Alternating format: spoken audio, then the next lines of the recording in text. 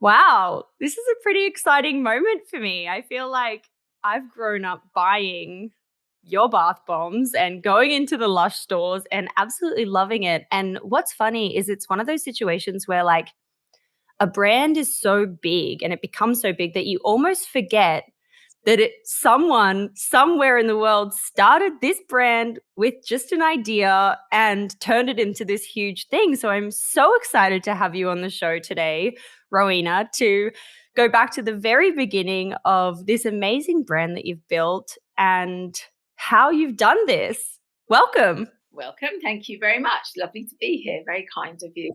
The funniest thing is, though, is when you say I grew up with this brand, and I'm thinking, well, me and the co-founders started it when we were really, getting on a bit. So it's like, oh, makes me feel very old. In my head, I'm still early 30s. Oh my gosh, I love that.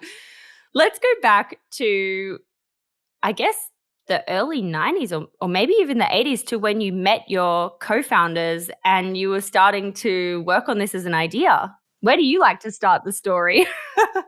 So I've worked with the same team of people now for 40 years, and tomorrow we celebrate 40 years of one of the other co-founders of us all being together as a group. So when I started working with Mark and Mo, there were six of us in the business, but not the six that are the co-founders now. So there were six of us, and I was a beauty therapist. Liz was a beauty therapist. Mark was a trichologist. Mo was making products in their kitchen at home, and then we had two people that helped making products. So, that literally was us. And we were making products then for the Body Shop. And then the Body Shop, like years and years later, Body Shop floated and sold and went on the market. So we were given a load of money. They had to buy the formulas off us because we made, about 60% of their product at one time. So they had to buy those off. And I think we got about 9 million for that. Not we, but Mark and Liz and Mo. And that was invested straight into a new business for us, which was called Cosmetics to Go, which was mail order. And that was at a time when mail order, you weren't ordering online. Yeah, so this is great. No, it was mail order. So that's when you had a catalogue and you used to leaf through the catalogue and choose things. And then you would phone up to order it, or you would send in a form that you'd filled out. And we'd get those by post. So although we had computers, it wasn't pre-computers. Although we had them, it was really for storing names and addresses and printing off labels. It wasn't, no big deal like it is today. We ran that business for about 5 years. It was very successful. It was very lovely, and it had a great fan base. We explored a lot of things there with packaging, with solidifying different things that set us in good stead, really, so that when we lost that due to overzealous customer service, I would say. So customer service is one of the most important things in your business when you're starting it up, but you have to be aware that it can cost money. And we were putting so many free things in each parcel, which made it all lovely. Then we were doing, that wasn't too bad. The bit that tripped us up there was we were doing next day deliveries. So, and then if you haven't got every item that they've ordered and you're doing free post and packaging, you're basically, you're sending out what you have got today, then another parcel later. Well, you're just wiping out your margins from what you're selling. So first, pitfall that we recognized there was don't do that. And so you've got to look after your margin. The other thing was we didn't really, we very much, and we still do it today, but we very much believe in promotion from within.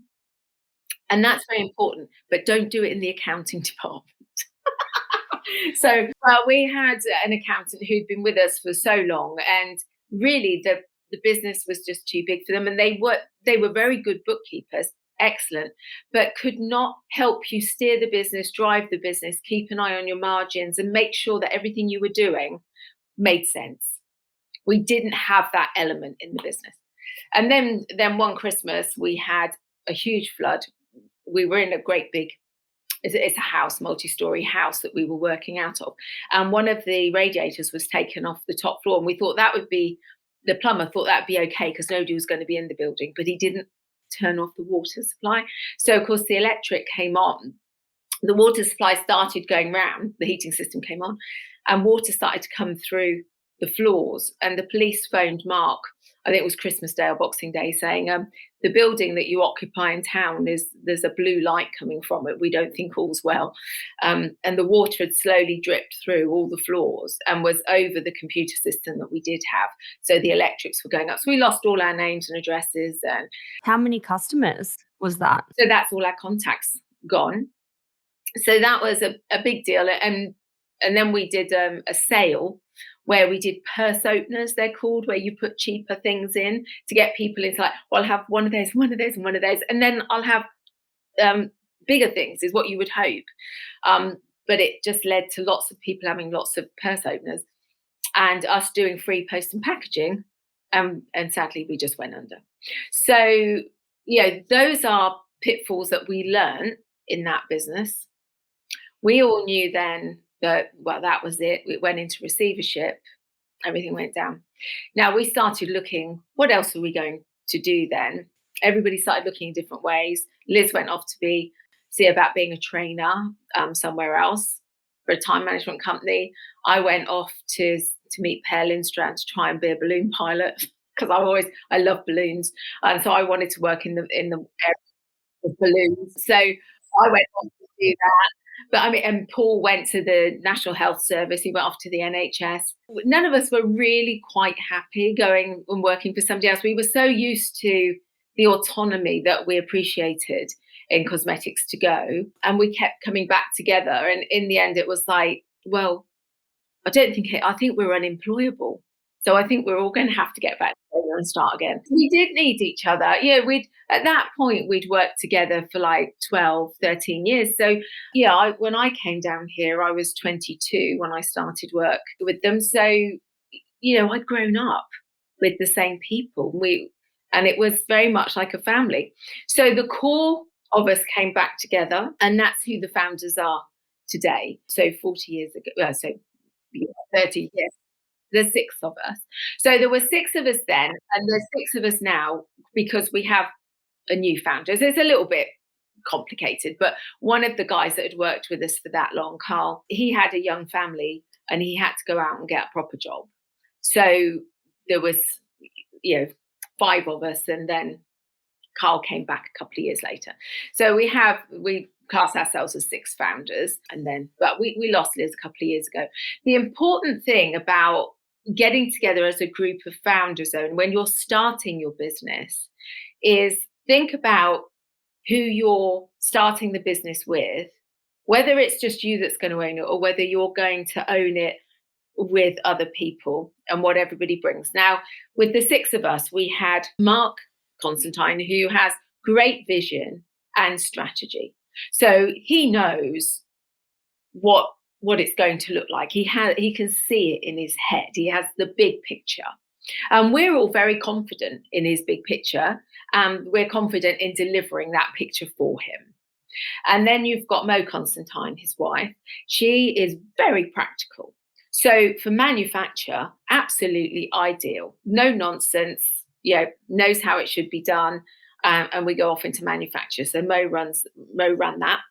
Helen, she is the most sciencey one of all of us. So her attention to detail is bar none.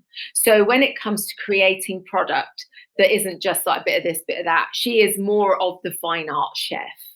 So she could do all the correct levels of preserving a product. So we don't just whack in the preservative and just churn out the same as everybody else. We're more considerate about our levels of preservative. And now really to this present day where she's creating products that are self-preserving. So we don't even need to use the preservative systems. I mean, her attention to detail and her skill is phenomenal. Then we had Paul, who was our techie guy. So he could do labels. He did our first online. So that was all great because the rest of us were no good at that. We had Liz, who's all about education and training and making it into a learning business to make sure that everybody understood what it was we were doing and could pass that message on. And then there was me. I'm adaptable. I say yes to most things. I'll give it a go. I love customer service. It's the most important thing to me. I love a good system. It's like a tick list. So I was only just getting married, so I could move. So I could move to London and open our shops there and work on the shop floor and put in all the systems and the customer service level. Boots on the ground. Yeah. So between us all, we all had a skill set that combined together made a total unit, which was a great starting point, really. And as well, when you start something, it's not as lonely if you're all there together, because you're all trying hard and sort of thinking about it, because it's very much a real thing to all of you. It's not just one person's dream and the rest of you are trying to make that happen. There we were. That was the six of us. I got married. We opened in May. I got married in the July and then moved up to London straight away after my honeymoon. Luckily, I have a husband who is, very flexible. So we went and lived in London above the shop number 2, and then took it from there. Really, I just started opening more shops. So I ran the shops for the first little while, and then started opening them from there. So we were all very hands-on, and here we are 27, 28 years later, we're still very much hands-on. So yeah, we're very much part of it. We're still inventing the product, we're still running and managing the business day to day. It's our passion. What a journey. That is crazy. I have so many questions, and we're going to stay in the 90s for a while longer. We're going to stay in 1995. Let's just go back to the early beginning here. Why Lush? How did Lush come about? And what was that dreaming phase of what this business was going to be? And how did we land on bath bombs? And let's stick around here for a while. So it was called, originally we were going to call ourselves the Cosmetic Warriors from the Temple of Temptation, because we felt that's what we were. We were creating products not seen before. So we were warriors in the cosmetic industry, and everything about the products we made is a temptation and a delight. So in the end, what we did, we managed to find an old customer list from Cosmetics to Go, and we sent a mailing out to everyone saying, look, we're back in business. We're just making a few products. Here they are, if anybody wants one. And while we're at it, we've got a competition. Name us. We haven't got a name. We're Cosmetic Warriors, but we haven't got a name. And we had different names, and we all sat around looking at them. And the one that came in that we loved was, I think she'd called us a Lush Garden or a Lush something. And we just thought, do you know what? Just Lush. It's great, because when you look up the word lush, it is all about excess and verdant and green and rich. And, it was all those things that we felt we were. And so we called ourselves Lush, and it's a short word. It has different meaning, and it was becoming a bit of a buzzword where people like to use, oh, that's Lush. And so it was like, wow, perfect timing. So yeah, and it was used in the way that we wanted our products to be seen as Lush. So yeah, it was a competition with our customers that gave us our name. Do you know who that woman is that named the business? Yes, it's Elizabeth Bennett. Elizabeth Bennett. And well, the funny thing, the reason we remember her name is because Liz Bennett was one of the co-founders. And so we had our Liz Bennett, who was the training, and then we had Elizabeth Bennett from Edinburgh, who sent it in, and it was like, oh, so she one of everything that we made at the time.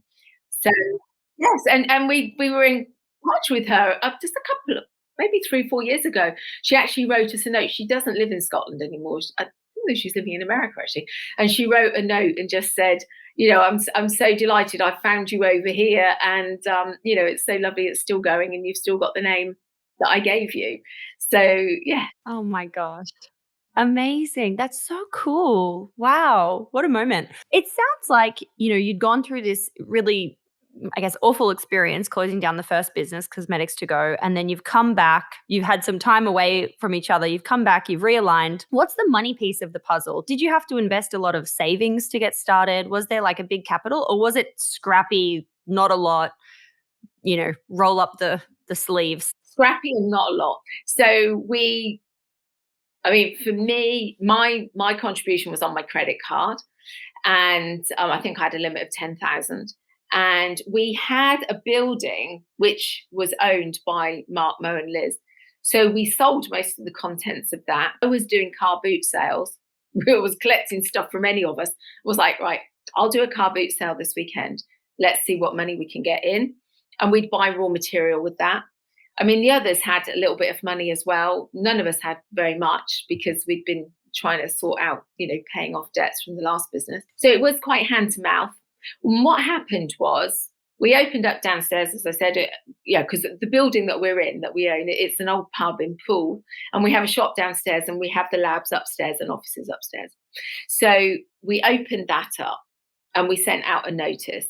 Now, somebody, an old customer, Andrew Geary, saw that and said, he made a phone call and he said, are you going to make the shaving cream that I used to buy from you in Cosmetics to Go? And that started a conversation. And then he revealed that he worked with a man called Peter Blacker, who invested in startup businesses, among other things. And he might be interested in getting us back on our feet again. So there was a meeting had between Mark, Peter, and Andrew. And the outcome was Peter lent us, I think, around 250,000, if my memory serves me. With that, we opened our first little shop in Covent Garden. So we had a tiny one. It's Unit 7, and it's now a little cafe, and you sit outdoors. But it was a tiny little one. And the story for us was that's where Eliza Doolittle sold her flowers outside of there in My Fair Lady, which delighted us. And the other bit was Alfred Hitchcock in one of his films. The bodies were dragged in there and put under the floor. So this lovely little unit at the end had all these stories surrounded. And it was in Covent Garden, which is just, an absolute delight. It is. That was popular. So people were coming in and seeing us. And we then found another shop on the King's Road. So it was up the further end of King's Road, sort of past the bit that's the best bit, really, but it was opposite Waitrose and just up from Marks and Spencer's. So that sort of suited us, and next to the Potter, the pub. So we opened in there, 123 King's Road, and that's where Mike and I lived above there when we moved into London. And from there, we started to be seen, because King's Road was the road. Everybody, if you came visiting London, you came to King's Road. So we had visitors coming in there all the time going, wow, I've never seen this before. Can I take it to my country? I want to open Lush in Croatia and Canada were our first ones, but people were coming in all the time. And so it was always, I lived up above and I'd be doing work and I'd go, Ro, can you come down? Well, I've got some people from Canada and they want to take Lush to Canada. I'll come down and talk to them. And we had particularly insistent ones. They were here for 2 weeks holiday and they must have come in, spent their holiday coming into Lush. In the end, I had to say to Mark and Andrew, look, will you just talk to these guys, because I don't know what to say to them. And it was decided that, okay, let's give it a go. You seem to have the ability and the wherewithal to understand business. So we don't know anything really about retail. We're just testing our feelers with it, because we're not retailers. We're manufacturers and inventors. We're not retailers. So retail was new to us. And said, well, if you take it, this is how your shops have got to look, but it's up to you to understand business dealings in Canada. So we had the same in Canada, we had the same in Croatia. But I suppose I've skipped a bit there, because it was like, how did we get the look of our shop? Yes. Oh my gosh. How did you get the look? How did we get the look? Because they are quite different. The look of our shop came from Mark and Joe, who was our first employee, and I, going around favourite shops. So the blackboard idea came from Oddbins wine shop, where they put blackboards and they say, this wine is full-bodied and great with spaghetti bolognese. And they write a little bit about the wine. And we thought, well, the blackboard's such a lovely idea. So we borrowed that idea. Paul Smith was Mark's favourite clothes shop, and that was all wooden furniture. So we thought, right, well, we'll have that idea. We love markets with all the fresh fruit and veg and stuff. So that was the ballistic idea. There's the cheese shop in Neal's Yard, where it was just big truckles of cheese. That was the soap idea. So basically, we were sort of looking at our favourite shops and thinking, oh, let's take a bit of this, let's take a bit of that. We can do that with our soaps, we can do this with our ballistics. And we didn't have very much money. So packaging had gone out the window. It was like, well, we can't afford to package it and buy the quality of ingredients that we insist on putting in our product. It was more important to us to have beautiful ingredients, A-class ingredients, organic where possible, fair trade, local. It was more important than having a shiny wrapper or a box or a packet. And bear in mind that from cosmetics to go, I did all the packaging. I sort of felt a bit redundant. It was like, and will anyone buy big blocks of soap that you cut as you come in? And I was like, I don't think they will, because people could have touched it. They're not going to be keen on that. I mean, how wrong can you be? Thousands, hundreds of thousands of tons later. Hypothesis paid off. It did. So so that was how we got the look of the shop. And then Joe's boyfriend at the time was a carpenter. I think he did kitchens or something. So he came in and started, working with us on creating the shop. So the look came about as a mishmash of other ideas that we'd seen everywhere and put it out. And we all love theatre, so we wanted it. What we really wanted, I suppose, because we felt a bit sad because we'd lost a business, so we wanted people to come in and feel like they were coming into an experience, not the same old thing. We wanted to do demonstrations. We wanted people to come in and see a bath bomb fizzing in water, have a hand massage, come and put your fingers in the pots and just try everything out, smell it all, enjoy it, pick it up, touch it, not be precious about it. And I think people just really enjoyed that. And the staff loved it because they would come in and be taught about all the products. And we still do the same today. It's like, get people involved when they come in. And then so that when they come in, they're coming in for a full-on experience. It's not just same old. Yeah. And I guess that's what would have attracted people from overseas, because they would have seen this store and been like, wow, this is really new. I've not experienced anything like it. We should bring this to wherever we live, Canada, Croatia, the world. So was that then you went to Canada, you went to Croatia in like a franchise kind of agreement. And was that then like, oh, okay, this is a blueprint that works. Let's do this at scale. Because you have like 1,000 stores now around the world, right? It's huge. Yeah, but that was never our thought. I mean, what we have is license agreements, so we don't do franchise. If you franchise, great, do it. But if you franchise, and what you're doing is you've got lots of people that you work with. If you license the whole country, and it then becomes their responsibility to grow that country, not yours. Oh, okay. And that's what we did. We knew we didn't know retail. So it was like, well, we'll license Canada to you. We'll license Croatia to you. This is how the shops look. This is the product you can sell. You can't sell anyone else's product. So we're licensing the name and the product. You buy your product from us only. And then we started off a little while thinking, once you've got 3 shops, you start manufacture. So Canada still has manufacture. Croatia does have manufacture, but we then soon worked out that actually manufacture is not the easiest thing to pass on that knowledge. So, we have manufacturing units now based around the world to try and minimize our travel and the environmental impact like that for distribution. But we don't insist that every country has manufacture, because sometimes being retailers is enough without being manufacturers and retailers. So we learned that too, learning what you can cope with. But what I would say is an organic growth is much better. So our first ambition was just to have shops within the M25. So we recognized within the M25, there was great locations and we could make a nice business out of, 7, 8, 10 shops within the M25. The Canadian and the Croatian visitors made us realize actually we could go beyond that. But it was step by step. As people, we have never gone out looking for customers or for partners. They've always found us. And one of the criteria, which I think is, obviously I think is really important though, when you're looking at a partner, is to think, do I actually like you? And would I like to have dinner with you? And that's where it starts. Are we going to have a relationship? in a way of like, yes, it'd be really lovely when you come over or we come over to see you, that we all have dinner and a lovely time and we can work really nicely together. That's the starting point. And then it's like, well, how much money have you got? Can you afford to do it? What skill sets have you got? And that moves on from there.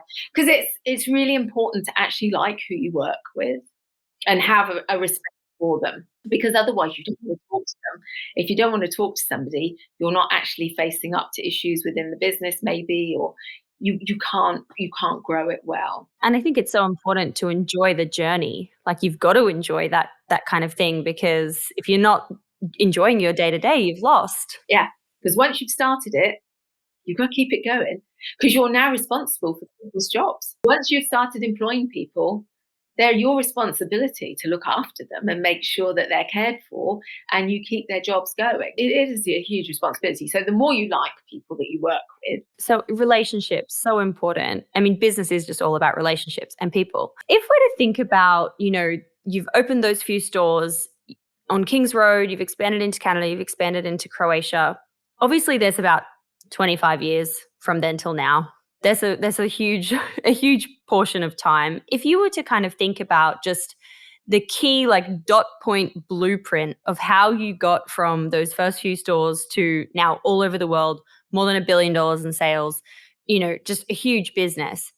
How does that happen? What are those key milestone moments over these years? I suppose that your first one is getting your shop open, choosing the right location. Just because it's cheap, don't go up a back street or don't go somewhere where you haven't got the footfall. Shops are expensive because of their location, and it's worth the money, because if you can be where people can see you, more people talk about you, your reputation grows. If you go somewhere, if you try and be all niche and clever about it and people don't see you, there's no one to talk about you. So word doesn't spread. So think about your location and where you are. If you have accepted somebody's money to help you get the first building, buy them out as soon as you can so that it's back to being your business. So we promised Peter the best deal he'd ever done. Bear in mind that he was, always doing deals and helping things. So he got the best deal he'd ever done from us in the sense of a return, an increase on his return. I think he doubled his money. So that was good. Then you haven't got somebody who has lent you a relatively small amount of money, which it is by the time you've grown into the bigger business that you're going to be, but they have a big share in your business. And because that can start to build resentment, because you're doing all the work, you've got all the worry, and they're sitting there and taking lovely big dividends. So that can wear you down. So think about those things. Think about the future and how it's going to be. So although it's all very lovely now, the minute you don't need that money, pay that investment back so that it's your business. Wow, I didn't know that you paid him back. Oh yes, yeah. Within the first few years, we made sure that was the first debt that was paid. Choose who you work with. You can't always get it right. Friendships break down, and that happens.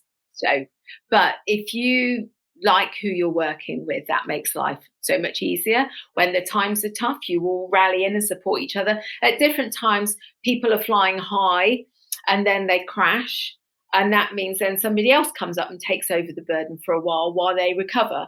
So you're always supporting each other.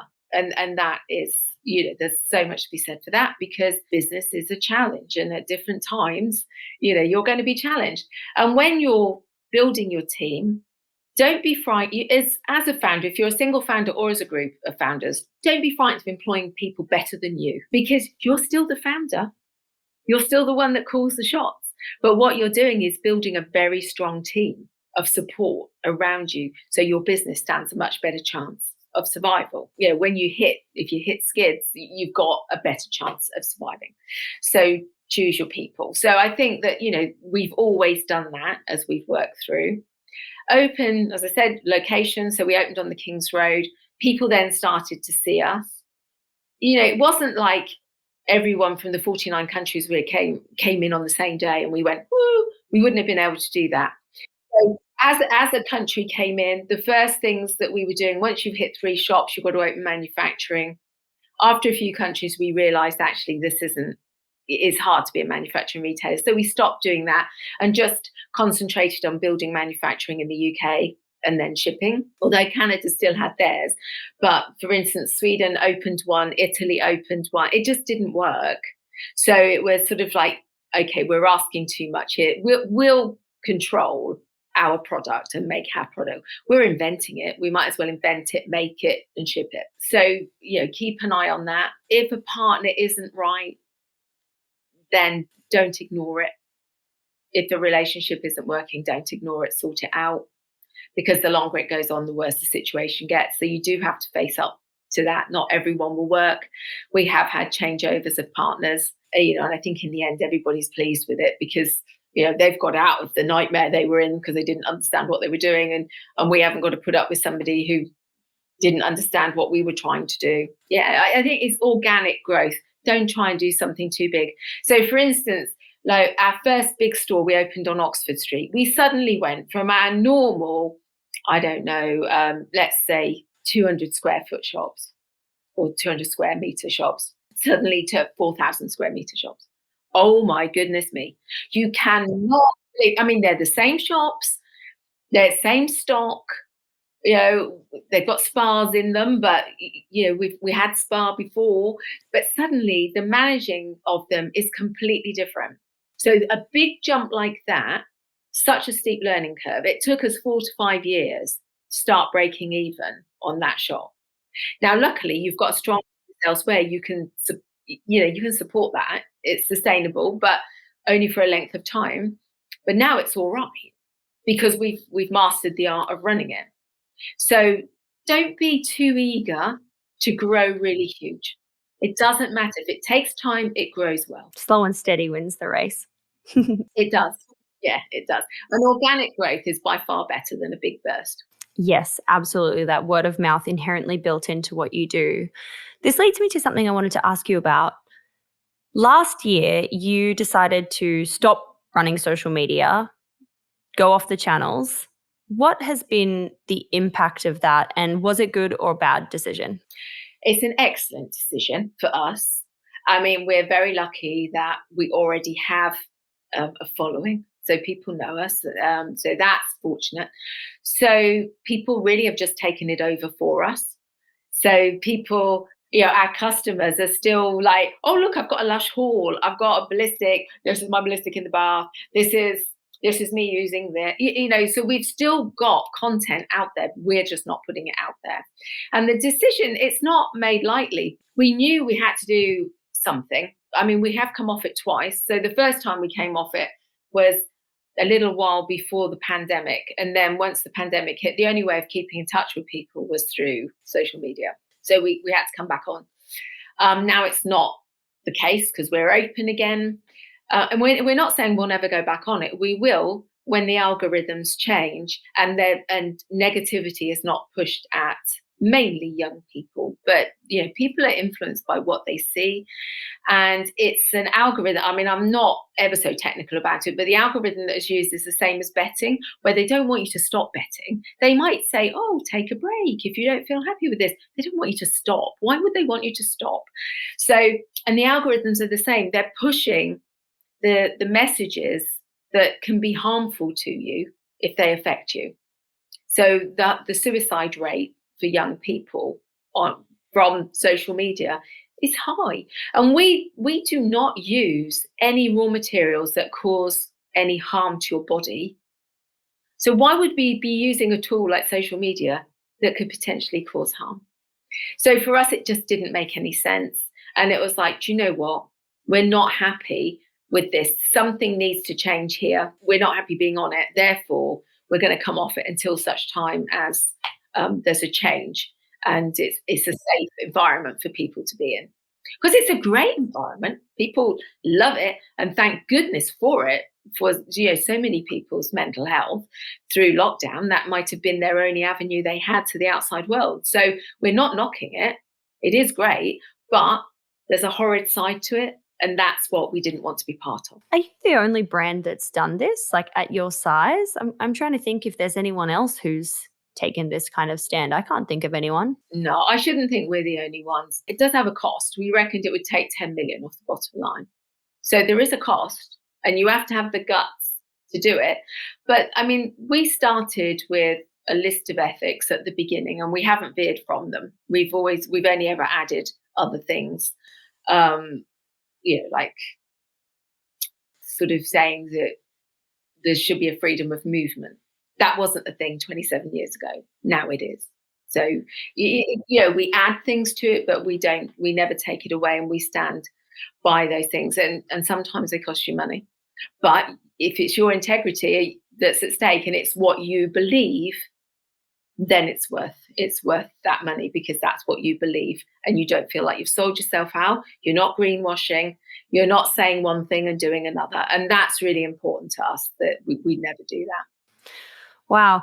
When you look back over your 28 years in business, what has brought you the most joy, if you have to pinpoint something? The way we buy our raw materials. When we first started, we didn't have very much money, and we were trying to buy the best quality. Well, we always bought the best quality. But now, I think, how many years ago?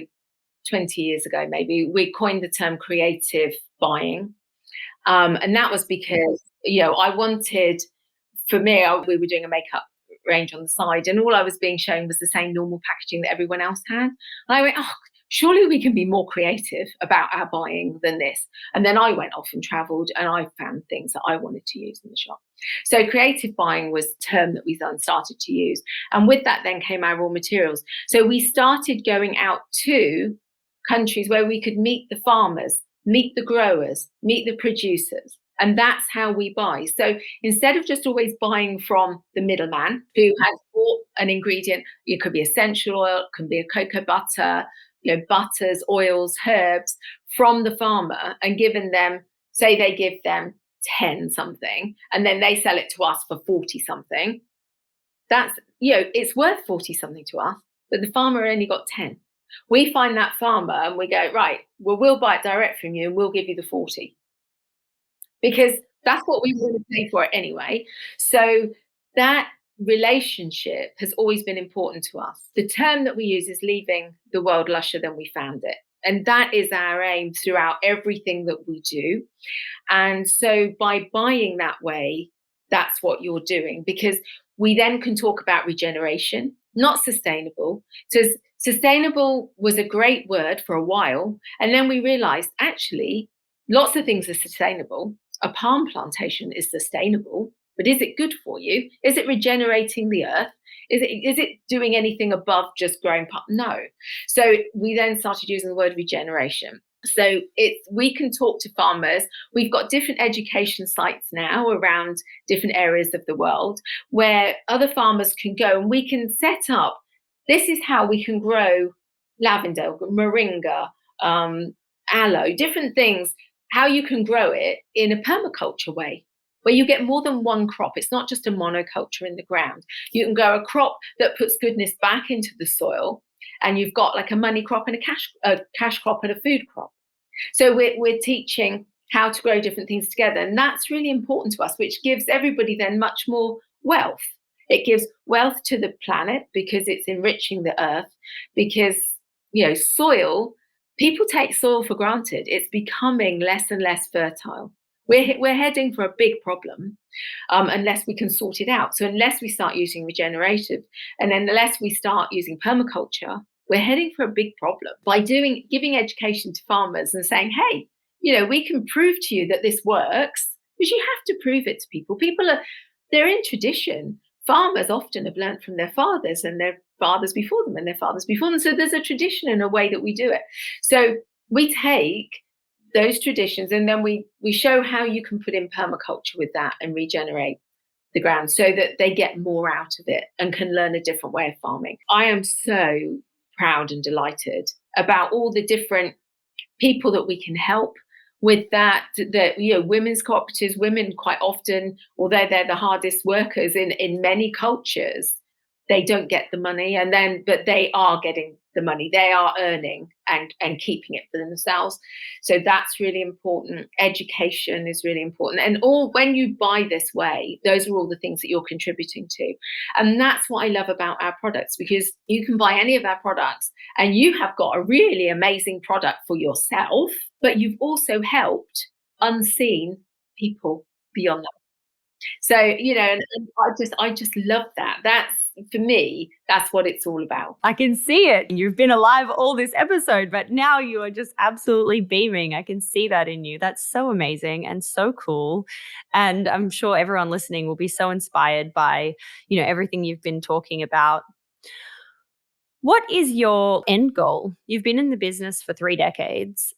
Do you guys want to sell the business? Are you going to stay in the business for a real long time? Is it going to be what's the journey from here? Well, who knows, eh? I don't think we're allowed out. I tried to retire last year on my 40th anniversary. Still here.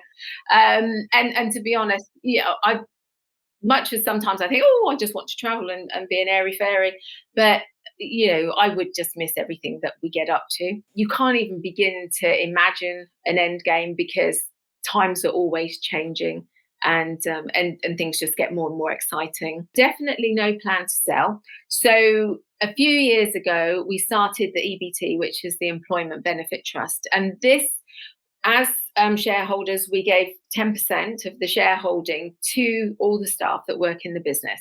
And that's all the global business. So it's not the partner countries, but it's the ones that come under the UK. And that means that they have a vote in the running of the business when big major decisions. So if we wanted to sell, we'd have to ask all of them for permission to do that. So as founders, I say we're all getting a little bit older and moving up and potentially out, though not really. And the next generation are coming up, and the generation under them are coming up. Now, you would rather hope that you've brought on the generation so well, they understand that they're not going to sell, and it's all going to stay exactly the same. But you can't guarantee that. Things change, and you can't, guarantee it. But when you put an employment benefit trust in, you can guarantee it, because they can't do anything to everyone that works here. So, when Body Shop sold out to L'Oreal, we were very surprised and upset that, that happened. But a lot of the people that had spent their working lives working at Body Shop, because of their ethics and the great work they did and the campaigns and all the wonderfulness that was Body Shop, and that is Body Shop, they were very saddened by that. And a lot of them came to us and said, I can't believe it. I worked there because of everything they stood for, and now they belong to L'Oreal. Please, can I come and work for you? And that made us realize that actually people really care about where they work and who they work with and what the ethics are behind the job that they're doing. So we put the EBT in place so that for all the people that have chosen to work with us and invest their working life with us, we would never disappoint them. Lush could not disappoint them. And that is so, so, so important to us, that we won't let them down. We care tremendously about how well the people who work with us are. So we've put that in place. So, no, we can't be sold. They can't be sold. So yes, and that makes us feel not on the market. Gosh, I love that. That's so cool. Wow. My gosh. And it comes back to people, right? It's like if you don't have a business without your team and without your customers and without the relationships that you have. And yeah, really cool. Amazing. This has been amazing. We wrap up every episode with a series of 6 quick questions, some of which we might have covered, some of which we might not have, but I ask them all the same. So we're going to start there. Question number 1 is, what's your why? Why are you doing what you're doing? I do it because we are going to leave the world lusher than we found it. And that, to me, is so important. I mean, I don't have children, but I do have nieces and nephews who are now starting to have children. And I do worry about the state of the planet and what we're doing to it. And if we can make any difference, then that's a good thing. So my why is that we are making a difference, and that's really important. Beautiful.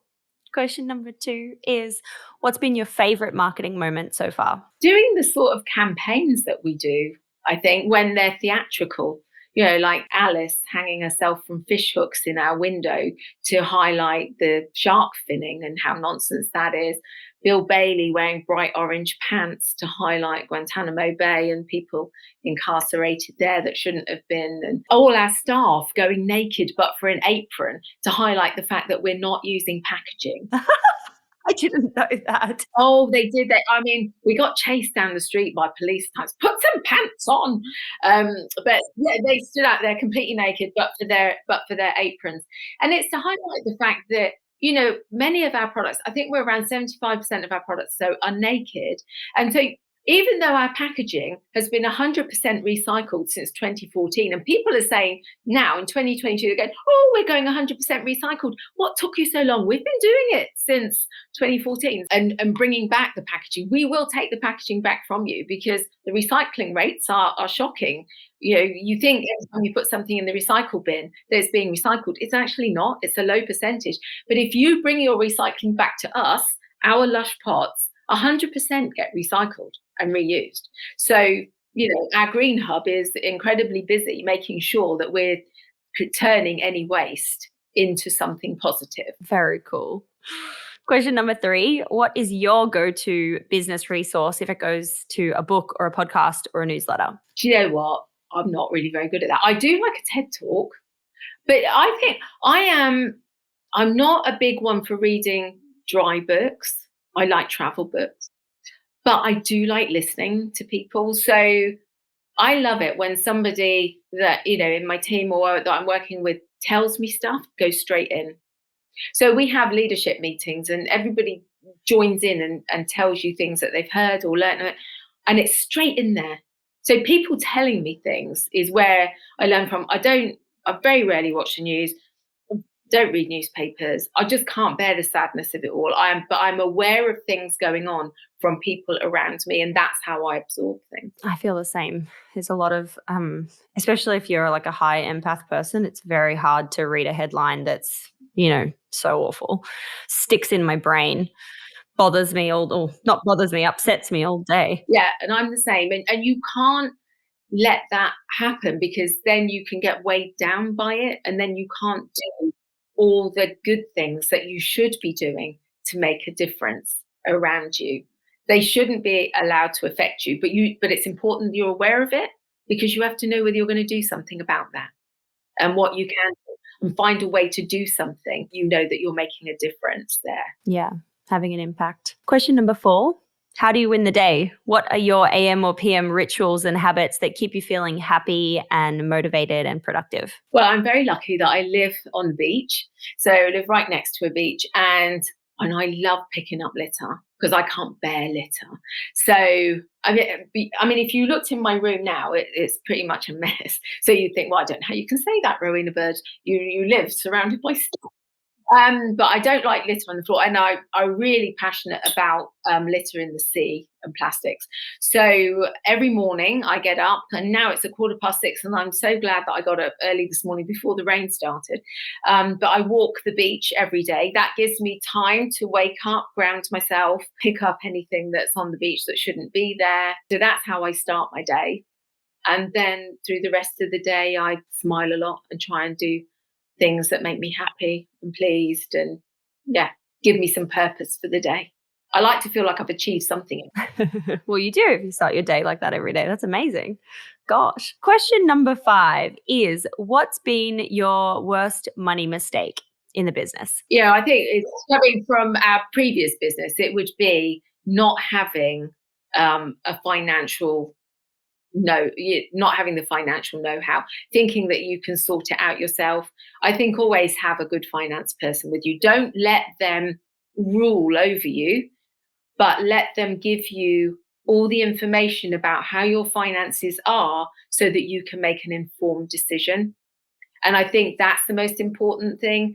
And that is definitely something we have suffered from not having good finance. And now we have excellent finance. So it's really, really important because it's having cash in the bank that means that you can continue. So, and Don't get yourself into big debt either with the banks. Don't take all that money that they promise you, because at some point they're going to want it back. And when they want it back will be when whatever market you're in is dipping. And that's always when they want it. And that's what clothes cosmetics to go. So, although Lush came out of that, so I can say, oh, that's all right. Something lovely came out of it. Not everybody is that fortunate. So don't take loads of money from where you don't have to, and always have somebody who can give you expert advice on what's happening on your state of your finances, so that you can make an informed decision. Love that. And question number 6, what is just a crazy story in the business, good or bad, that you can share with us? I feel like you've shared a lot of good ones already, by the way, but maybe you'll have another one in the bank. I don't know. I mean, naming products is always funny. So we've recently just redone our henna range, as we do hennas. So it looks like cow dung. It looks like, but we're really passionate about henna because it's very good for your hair. And we've written a book on hair dyes and everything, which is just about to be released. So so don't be afraid to make a stand. But with the hennas, this I can remember us naming it, and it was like, what are we going to call it? And because of the whole cosmetic industry, a lot of it is seen as very French. So we called the hennas rouge, brun, noir, marron, all French color names. And then we called it caca because it looks like caca. And we thought that was incredibly funny. And I don't know why it was obviously one of these, and I can still picture us in the next room rolling around with stomachache, laughing so much that the audacity of calling something French and caca. And we had so many people write into us and say, you know what caca means, don't you? And for us, it made perfect sense, because it actually does look like you've got cow dung on your hair. But also it was taking the mick out of the shit hair dyes. It was like no shit hair shine is what the byline was, because hair dyes are not great for you. They're not great. Traces of it are found in your urine within an hour of you putting it on your head. That cannot be good. Whereas with a henna, it isn't. So it was just about like trying to get a message across in a sort of fun sort of way, is sort of like, this no shit hair shine, but we've called it caca and we've named it in French. There's a naughty side here, and sometimes the naughty side comes out and it's either understood or not understood. I think sometimes because we're a British company, the British humour doesn't always translate quite so well everywhere else. We make ourselves laugh. It's important at the end of the day, isn't it? So important. I love it. I laughed. This was so amazing, Rowena. What is the kind of key piece of advice that you can leave with us entrepreneurs who are earlier on in the journey? If your passion and if your heart and your passion's not in it, don't do it. Don't do something just because you think you're going to make money out of it. You might, and good luck to you. I hope you do. But if you've got a passion for it, you'll see it through the tough times and you'll make it survive, because that will be all that's important to you. Keep true to what you started it out with your ethics. Don't diminish those. Don't think, oh, I've now got too big to hold on to my ethics. You're never too big to hold on to your ethics. So keep anything that you started with in your heart that means more to you, keep that with you and expand on it, never decrease it. But always, while the passion's there, stay with it. When the passion isn't there, move on. Thank you so much. This was amazing. Oh, you're very welcome. It's been lovely to speak to you, Dean. And good luck with your business. Thank you. I've got the passion. I love this business. It brings me so much joy getting to talk to women like you. Highlight of my day. Thank you. Yeah, thank you.